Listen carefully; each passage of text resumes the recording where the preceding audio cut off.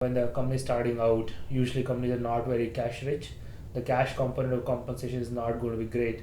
So one very important tool that startups can leverage on is to have a universal ESOP policy. That's something we did from day one. We made sure every single person who joined the company, no matter what position or designation, had a reasonable number of ESOP. We also made sure that ESOP values were communicated to employees. A lot of people who have not worked for startups previously may not understand exactly how ESOP work. So communicating that value and then making them feel kind of co-owner in the business, I think was very important. That way, the interests were aligned. There was significant upside for early employees, and that's exactly how it panned out. A lot of people who joined us early days after few years when they left, they were able to cash out their stock options and got reasonably rewarded for the early hard work they did.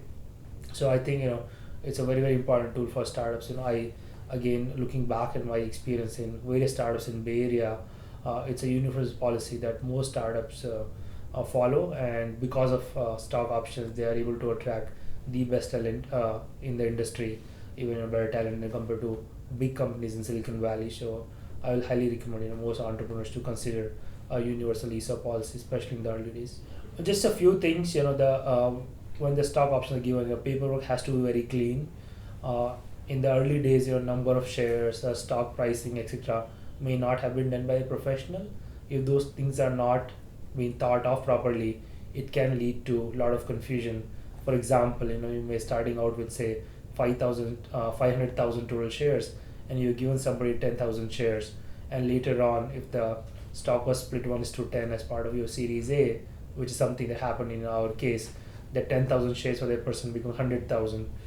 Sometimes entrepreneurs communicate that 0.5% equity, but they don't explain the dilution too. So when the future round happens, the employee thinks, I was promised 0.5%, but as every single additional round happens, at 0.5 may become 0.3 or 0.2.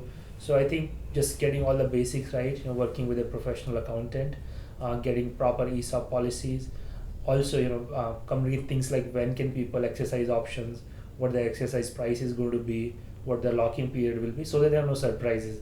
I think not clarifying any of these things leaves a lot of things open for interpretation, and later on can cause conflicts which are totally avoidable.